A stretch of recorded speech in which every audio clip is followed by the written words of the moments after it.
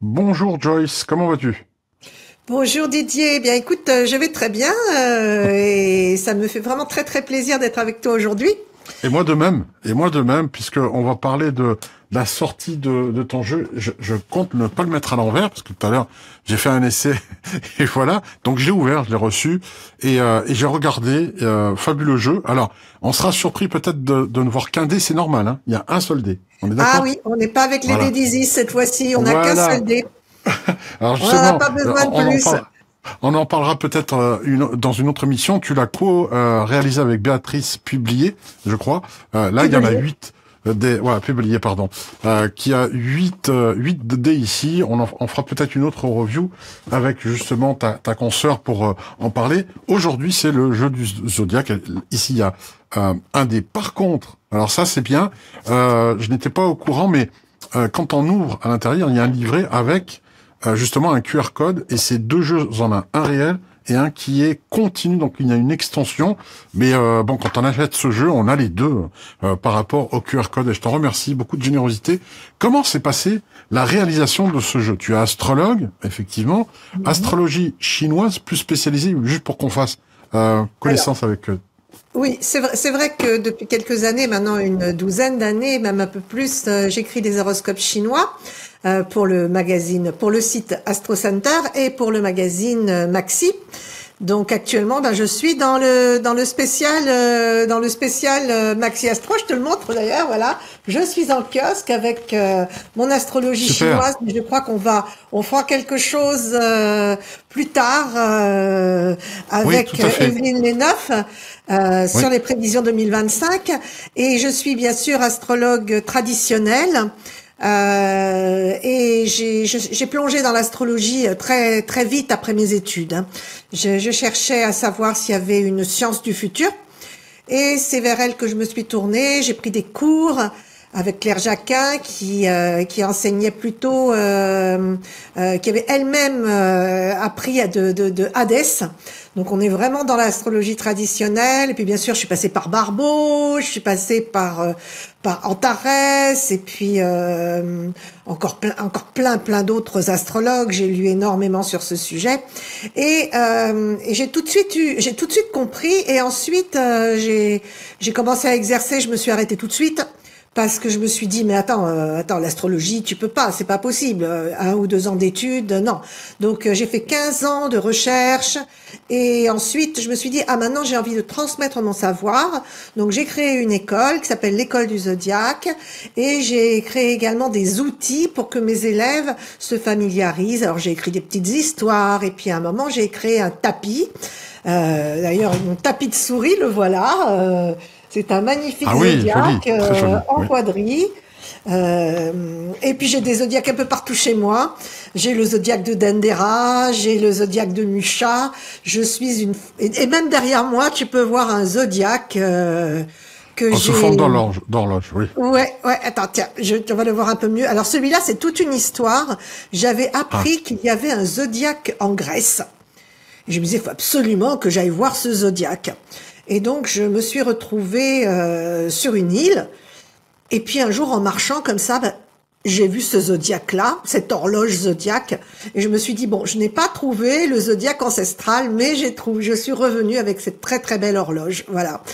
Et wow. la Grèce m'a quand même offert un zodiaque, et j'étais ravie. Et, et puis donc, comme je te disais, j'ai toujours voulu transmettre mon savoir. Donc, j'ai commencé à créer un tapis qu'une de mes amies sorcières a créé pour moi. Et puis ensuite, tu sais, je faisais également des horoscopes pour le magazine Avantage, et je leur faisais souvent le cadeau de l'année en mettant un encart à la fin du magazine. Et là, bien sûr, j'ai remis ce zodiaque avec une méthode. Et puis après, il y a un éditeur qui s'en est emparé, et on l'a édité sous forme d'un tapis. Et puis là, récemment, après avoir écrit les secrets du zodiaque dévoilés au lotus et l'éléphant, j'ai eu envie de leur proposer de remettre au goût du jour cette méthode, et c'est devenu le jeu du zodiaque. avec les deux jeux justement qui vont avec, c'est-à-dire l'un pour tester sa puissance cosmique et développer sa concentration, et puis l'autre pour faire de l'astro-divination. Mais c'était des outils surtout pour apprendre l'astrologie au début. Bon alors, ce qui est superbe, c'est qu'on peut pas t'accuser d'opportunisme. Pourquoi je dis ça? Parce que le tapis, tout sous forme de jeu, le jeu semble ton vecteur favori pour que les personnes apprennent tout en s'amusant. Faut pas que ça devienne, voilà, que ça devienne barbant, etc. Et il y a eu, on sent chez toi cette volonté de vouloir transmettre, mais sans gaver les gens, hein, sans les gonfler. Pour autant, c'est apparemment ton cheval de bataille.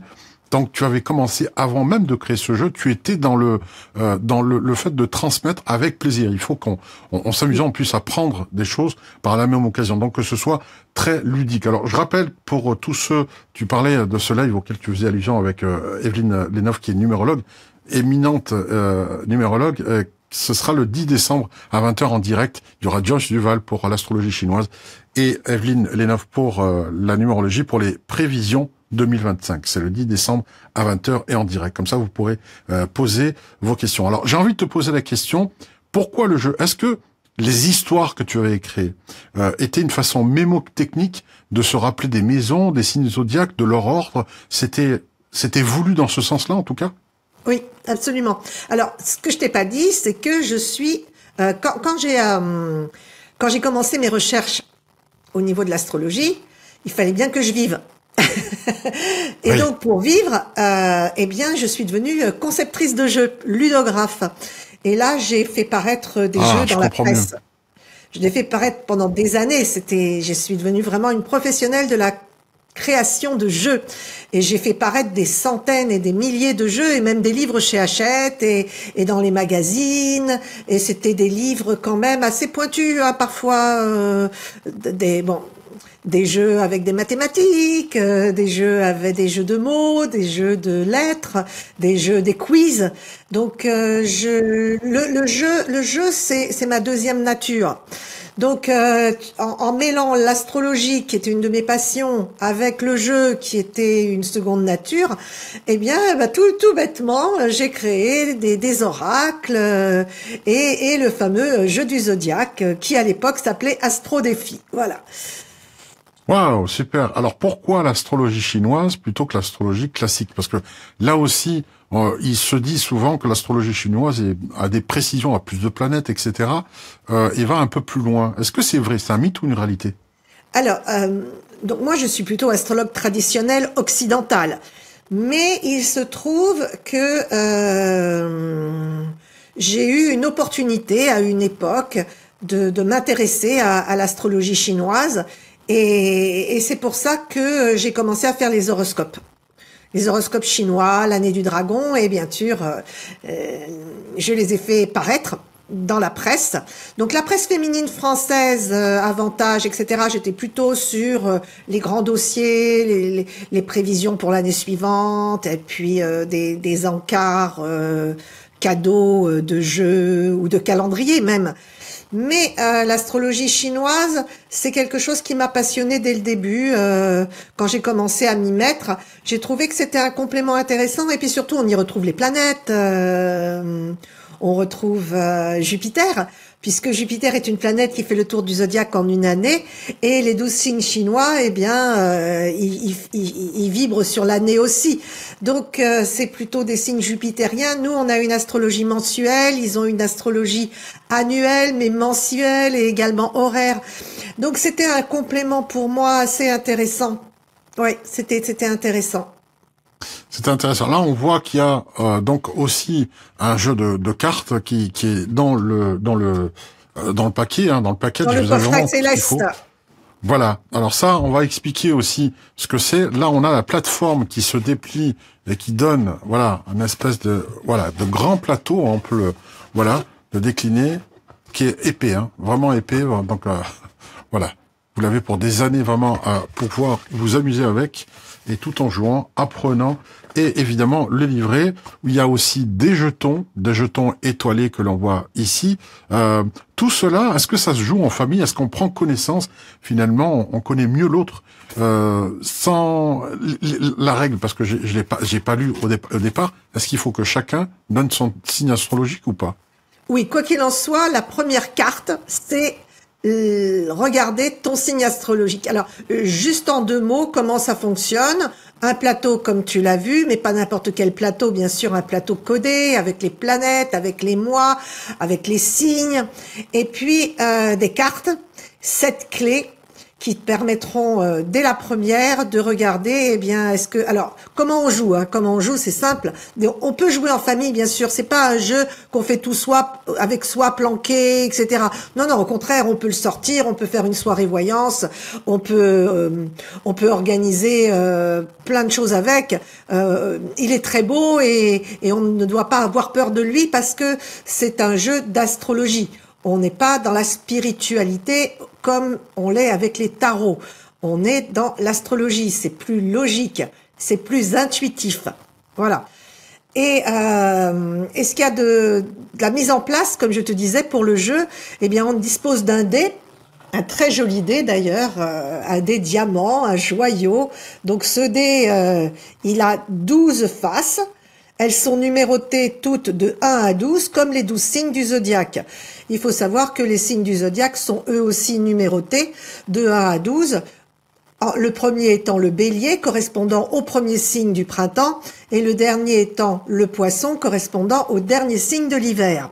Donc on a effectivement les 4 saisons, les 12 mois de l'année, les planètes, et puis alors les planètes, qu'est-ce qu'elles nous donnent? Ben, elles nous donnent les jours de la semaine. Donc le lundi c'est la Lune, le mardi c'est Mars, aujourd'hui c'est Mars, donc c'est le jour, mardi c'est le jour de Mars, le jour de l'action. Et donc on a ce dé, 12 étoiles, 12 jetons étoilés, comme tu les as très très bien montrés tout à l'heure.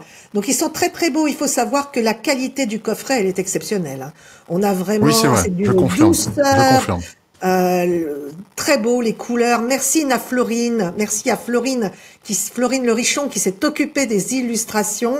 Oui, et exact, merci à mon éditrice Anicia qui m'a aidé à finaliser ce projet. Et puis à Séverine, bien sûr, et à Martine qui maintenant s'occupe, Martine Seigneur, qui s'occupe de le faire connaître auprès des journalistes. On embrasse et Martine du grand Seigneur. public. Qui travaille dans l'ombre. Bonjour Martine. Merci. Et donc, un petit livret et des cartes. Donc, comment on fait? Eh bien, on prend le dé, on le lance, on le fait rouler, et puis on regarde le numéro qui s'affiche au sommet. Et là-dessus, on place un jeton étoilé sur le numéro sorti. On fait ça 12 fois d'affilée, et une fois qu'on a terminé, on a le jeu. On a notre astro-divination. Il y a 2 manières de procéder. On peut faire un tirage du jour ou poser une question. Voilà. Et ensuite, on a des cartes. Et comme tu disais, la première carte. Alors, les cartes, c'est vraiment une aide à l'interprétation. On pourrait très bien ne faire qu'avec les cartes. Je vois que tu montres le joli dé. Il est magnifique, pailleté, translucide, avec des chiffres romains. Voilà. Oui, magnifique. Et donc, la première clé, on va regarder votre signe astrologique. Donc, est-ce que vous avez un jeton, 0 jeton ou plusieurs jetons sur le plateau de jeu, sur le zodiaque? Eh bien, en fonction du nombre de jetons, vous allez faire votre interprétation avec une aide à l'interprétation. Donc, à chaque fois, on explique sur la carte, on va commencer par la première, hein, ça va être plus simple. Cette clé décrypte votre signe de naissance et elle va révéler votre état d'âme au moment du tirage. Ensuite, la visualisation. Donc, on visualise le plateau. Est-ce qu'il y a des jetons? Est-ce qu'il n'y en a pas? Et donc, on va faire le décryptage. Le décryptage, il est très simple, en fait. Il y a des étoiles, il y a une étoile, c'est la normalité. Il n'y a pas d'étoile, c'est un manque. Il y a plusieurs étoiles, il faut s'y intéresser davantage. Ou ça peut être un excès. Donc, en fait, c'est un peu comme une balance. On rééquilibre. Et puis pour finir, on a la lecture, l'interprétation. Donc par exemple, S'il y avait eu une étoile, ben on est plutôt zen, calme, confiant, serein, dans la plénitude au moment du tirage. Mais par contre, si on a 2 étoiles ou plus, ben là on est particulièrement motivé sur sa question ou au moment du tirage. Plus il y a d'étoiles, plus on est sensibilisé. Et si on n'a pas, ben on est un peu plus détaché, tu vois, on n'est pas vraiment rentré dans le jeu, on s'est moins impliqué déjà. Voilà. Ça, c'est la première carte. Donc, la première carte, elle permet de regarder tout de suite son signe. Ben oui, tout de suite. Est-ce que je suis là ou je suis pas là? Je suis sortie ou je suis pas sortie? Ça donne la météo, là, d'emblée, de son état d'esprit. C'est presque ça. C'est un petit peu ça. D'ailleurs, on a une carte un peu météo par la suite. Donc, première carte, on regarde le signe. Deuxième carte, c'est psychologique. Donc là, on va regarder un petit peu les équilibres entre les axes. Donc là, on regarde les signes face à face. Et puis, on regarde si on est plutôt en état de guerre ou de paix, en train de construire ou de détruire, en train d'être opportuniste ou idéaliste, si on s'intéresse davantage à sa vie privée ou à sa vie sociale, si on est plutôt déterminé ou si on est plutôt en train de faire des changements. Et en plus, le dernier axe, c'est la réalité face au rêve. Alors, on est plutôt dans les étoiles ou on est bien ancré sur Terre? Une fois qu'on a regardé ces 2 cartes, on va passer maintenant au soutien planétaire parce que forcément, les signes du zodiaque, c'est les planètes. Donc, est-ce que les planètes vont nous soutenir? Donc, il y a une manière de lire. Les planètes, on les regarde. Et souvent, alors il y en a 2 qui n'ont qu'un seul signe, et il y en a les autres, il faut regarder 2 signes. Et toujours pareil, s'il y a un signe, s'il y a une étoile, c'est bien. Il n'y a pas d'étoile, eh ben les planètes vous soutiennent pas. Et puis s'il y a plusieurs étoiles, ben là vous êtes très très très soutenu. Donc je vais juste te donner un exemple. Par exemple, dis-moi une planète comme ça. Oh, on va dire Saturne. Eh bien, on va prendre Saturne. Donc, par exemple, on avait plein de planètes, plein d'étoiles sur Saturne. Donc, Saturne favoriserait dans ce cas votre réussite sur la durée. Voilà. Ensuite, on va regarder s'il y a des signes amis sur lesquels tu peux compter. Parce que c'est important de savoir parfois quels sont les gens qui peuvent t'aider dans le cadre de ta question ou de ta journée. Donc là encore, on va regarder la visualisation, le décryptage et puis la lecture. Donc par exemple, et en même temps une légère interprétation sur la carte, mais beaucoup plus approfondie dans le livre. Donne-moi un signe ami par exemple. Ah on va dire un signe ami, le Gémeaux. Le Gémeaux, eh bien c'est un ami fabuleux pour se distraire. Oui, c'est vrai. Voilà. Et si tu nous avais dit le Verseau, eh bien, c'est un ami prodigieux pour trouver des solutions.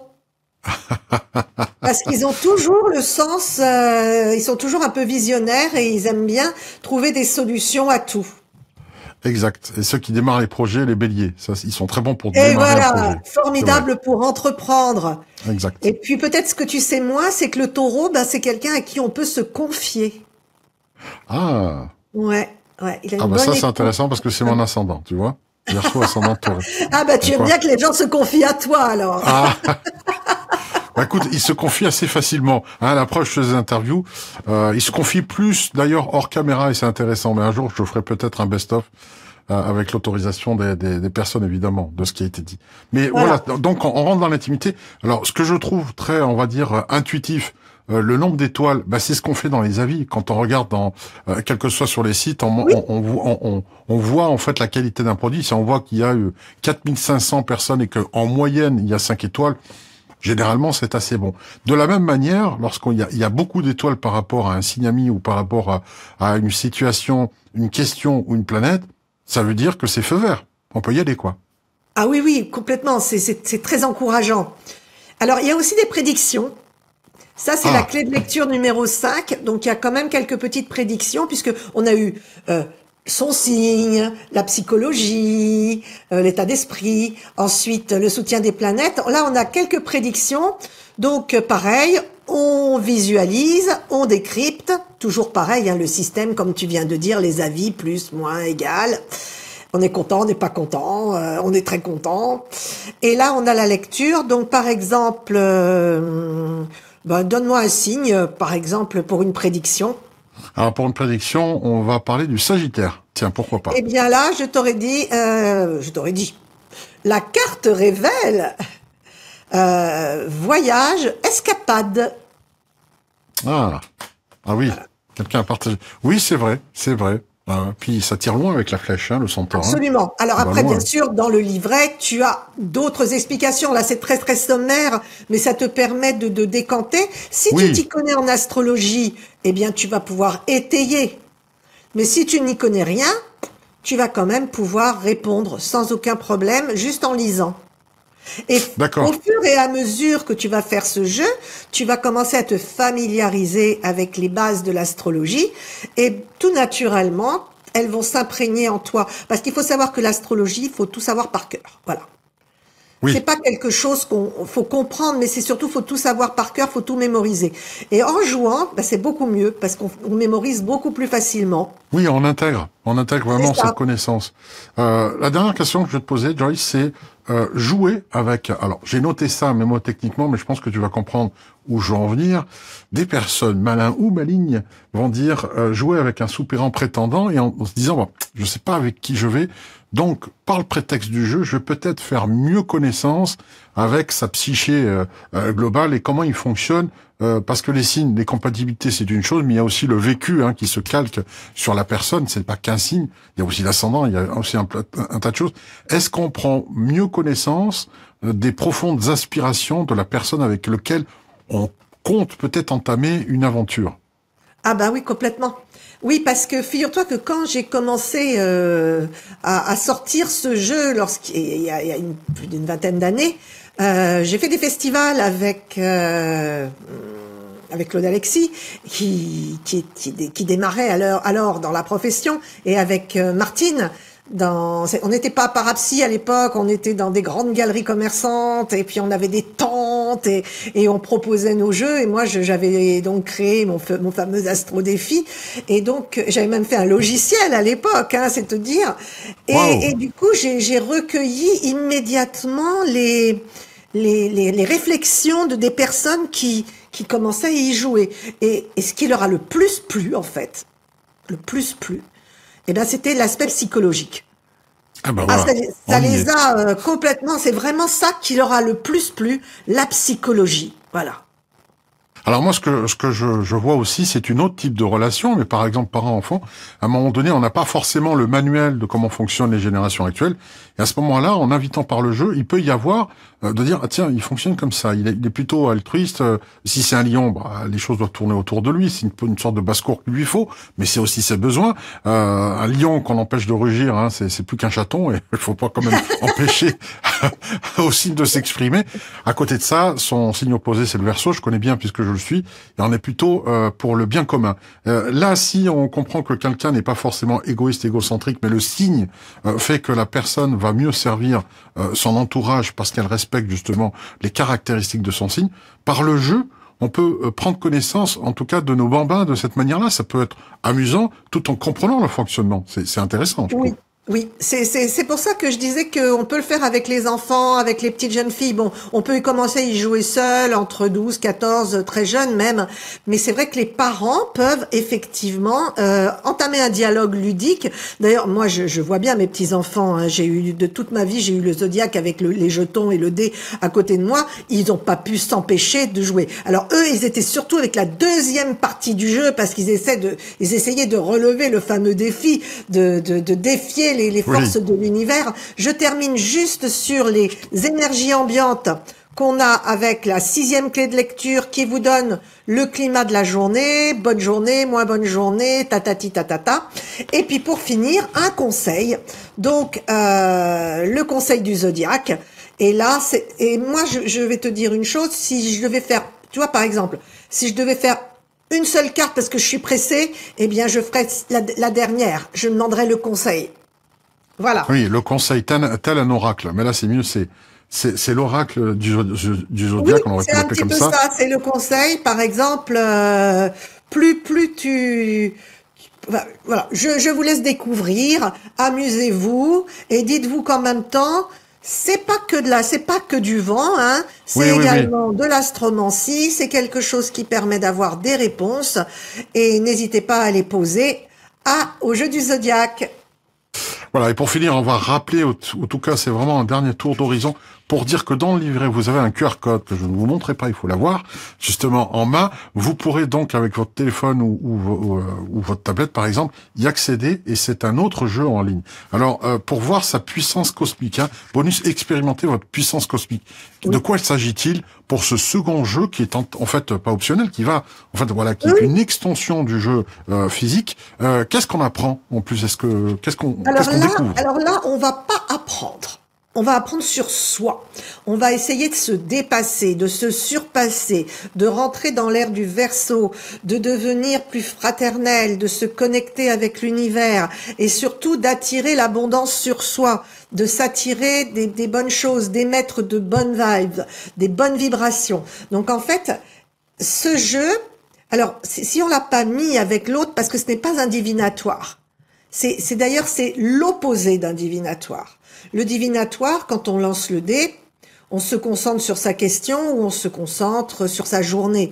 Mais quand on fait le jeu pour déterminer sa puissance cosmique, là, il faut être hyper concentré. En fait, le but du jeu, c'est un jeu qui dure 1 minute, hein, c'est excessivement rapide, on peut le faire 1 ou 2 fois par jour. C'est un entraînement de vie. C'est aussi bien pour les petits jeunes qui ont envie de s'amuser que pour les professionnels de la voyance qui ont envie de s'évaluer et de savoir s'ils sont très puissants aujourd'hui, s'ils sont bien connectés, s'ils ont une grosse puissance. Moi, je l'ai fait pendant des années et j'avais mon niveau, voilà. Et c'est pour ça d'ailleurs que, alors, je t'explique, je vais dans tous les sens là. On prend le dé, on se concentre. Et puis, on place les jetons. Mais là, tu vois, au début, le plateau est vide. Donc, les jetons se placent tranquillement sur des signes.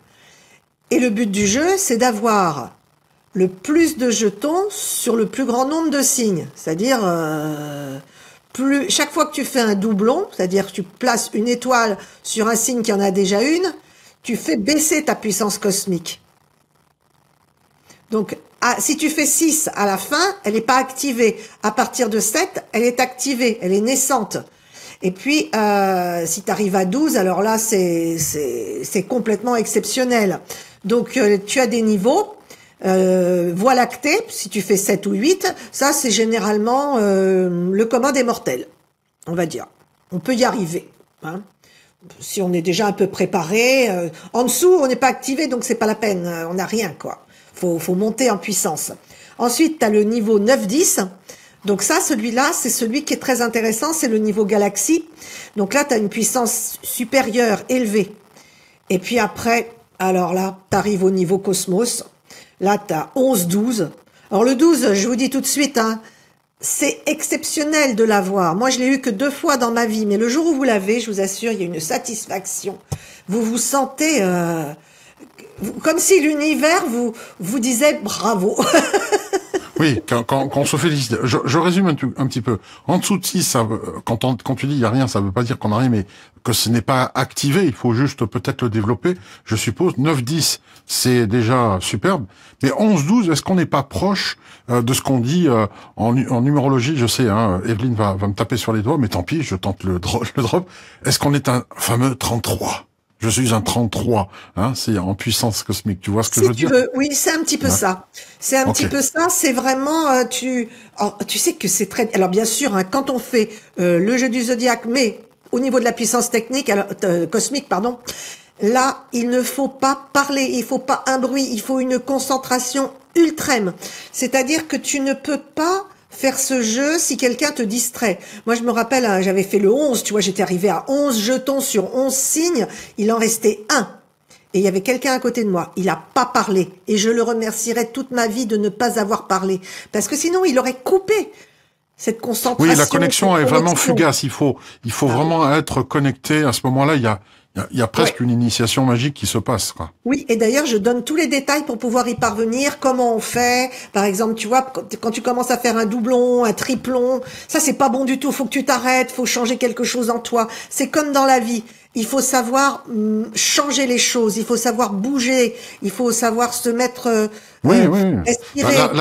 La folie selon Einstein, c'est de reproduire une expérience avec les mêmes paramètres en attendant un résultat différent. C'est la folie. Oui, en fait, Donc là, tu sais, c'est travailler l'influence de la pensée sur la matière.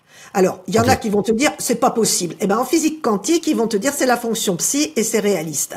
Eh bien moi, je sais que c'est possible parce que je l'ai toujours fait. Je l'ai toujours fait. Comme je suis créatrice de jeux et joueuse, je sais comment on fait pour appeler. Voilà, appeler, c'est ceux qui n'appellent pas ne peuvent pas obtenir, mais quand on appelle, on peut obtenir. Eh bien là, c'est la même chose. Alors j'aime bien donner l'exemple de cet ami qui est venu chez moi un jour, 3D en main. Il me dit attends, je vais te montrer quelque chose. Et c'est vrai, hein, j'invente rien du tout. Hein. Il lance les 3D, il fait 4-21. 4-21, c'est un jeu de société. Il faut faire un 4, un 2 et un 1, et c'est la meilleure combinaison du jeu. Alors il le fait, il le lance, je le vois, il se concentre, paf, deuxième jet, 4-21, oh, il se concentre encore, troisième jet, 4-21. Alors, est-ce que là, il n'a pas défié les lois scientifiques Oui, qui quelque disent part, que ouais. on peut pas, la pensée ne peut pas influencer la matière? Eh bien moi je dis, si, la pensée peut influencer Oui, la matière. évidemment. Bien sûr, bah oui. Mais tout le monde n'en est pas conscient aujourd'hui et je pense que c'est une grande leçon pour aborder l'ère du Verseau que de savoir que la pensée peut influencer la matière et que en étant concentré ou en appelant ou en se connectant à l'univers, on peut attirer des ondes de même nature vers soi. Donc plus on est positif, plus on attire des ondes positives vers soi. Et l'inverse, bien sûr, étant plus on est négatif. Et c'est pour ça que quand on est à 6 et moins, eh ben, c'est qu'on est plutôt négatif quelque part, puisqu'on n'a même pas réussi à activer cette puissance. Oui. En tout cas, je te remercie, Joyce, pour ça. Et c'est pour ça, comme elle est très joueuse, elle est interdite dans tous les casinos d'Europe. Non, je plaisante. C'est une plaisanterie. C'est une plaisanterie. Non, mais dans les commentaires, s'il vous plaît, hein, vous agitez pas. Elle est dans les jeux d'initiation de ce genre de choses, Non, d'apprentissage. mais tu ne sais pas si bien dire, hein. J'avais une martingale et je suis allée jouer, hein, avec ma martingale. J'ai même créé un jeu avec les signes du zodiaque. Et à l'époque, tu sais, c'était l'époque du Minitel. Eh bien, j'ai Oui, créé oula. le jeu Astro Casino, voilà. Ah, oui, comme quoi, oui. Comme quoi. Alors là, c'est le couvert parce que je l'ai ouvert évidemment pour vous montrer son contenu. Voilà, le jeu du Zodiac de Joyce Duval qui est disponible dès à présent dans la boutique. Hein, vous pourrez l'offrir aussi pour ces fêtes de fin d'année, soirées d'hiver. Ah, passez pas que les soirées d'hiver si vous partez. En plus, comme le jeu est petit et compact, vous pouvez l'emmener avec vous partout en vacances dès que vous en aurez l'occasion. Et puis prendre un temps pour soi et se connecter justement à cette puissance cosmique. Il y a deux jeux en un, je vous rappelle. Hein. Ici, le coffret physique et la puissance cosmique qu'on vient d'en parler, dont on vient de parler brillamment, justement. On a fait d'ailleurs un parallèle par rapport à la numérologie, être un 33, un 22, 11, un métronome ou autre. Bien, voir aussi cette puissance cosmique, où est-ce qu'elle est. Mais faites-le sérieusement, parce que voilà, il faut sacraliser Oui, et puis l'espace. surtout, pour le faire. donnez-nous vos résultats. Dites-nous si Ah vous oui, avez réussi exact. à atteindre le niveau cosmos, parce que moi, je suis très friande de savoir s'il y a des personnes qui sont qui sont parvenues. Voilà. Voilà. Alors pour ceux qui sont intéressés en se disant voilà, l'énergie de Joyce m'intéresse, est-ce que cette astrologue enseigne l'astrologue? Ben oui, sur son site internet vous pouvez trouver justement alors c'est des formations en ligne, c'est des formations présentielles ou comment ça Les deux. marche? Les deux. Ah ben voilà. Oui, oui, je fais à Paris et puis également en distanciel par téléphone ou alors par Skype. Et je forme au tarot Oui. amateur, au tarot professionnel et à l'astrologie, mais pour démarrer l'astrologie. Voilà. D'accord, pour démarrer. Il y a Tu fais il y a des stages de 10 cours que vous pouvez prendre sur mon site, ou alors m'appeler, hein. N'hésitez pas à m'appeler, Oui, bien je sûr. suis toujours ravie de parler avec de futurs élèves, même si vous ne concrétisez pas. Ce n'est pas grave, j'aurais eu le plaisir de vous connaître et c'est toujours pour moi un grand plaisir de communiquer au niveau de l'astrologie puisque j'aime bien la transmettre. Voilà. quelle passion vibrante. Merci à toi Joyce et on se retrouve pour d'autres émissions. Merci bien de partager partagez cette émission pour, si vous connaissez des personnes qui sont justement voilà passionnées par l'astrologie, qui sont attirées, qui ont voilà une espèce d'une complicité avec les astres, avec le ciel, eh bien, conseillez en tout cas ce jeu, le jeu du zodiaque de Joyce Duval, et qui a été donc illustré par Florence de Richon, c'est ça? Florine Le Richon. Florine Le Richon, pardon. Eh ben, Merci à toi. Je te remercie pour ton invitation et puis je remercie tous ceux qui nous ont écoutés et j'espère qu'ils seront fascinés eux aussi par l'astrologie qui est la science de l'ère du Verseau. On a tous besoin de se connaître et l'astrologie c'est la science la plus merveilleuse pour pouvoir y parvenir. Rendez-vous le 10 décembre avec Evelyne Lenoff et Joyce Duval pour les prévisions, justement, prévisions ou prédictions 2025 sous l'œil de l'angle de l'astrologie chinoise et numérologique. Et croyez-moi, ça va dépoter. C'est le 10 décembre à 20h avec Joyce Duval et Evelyne Lenoff. Merci à vous, au revoir.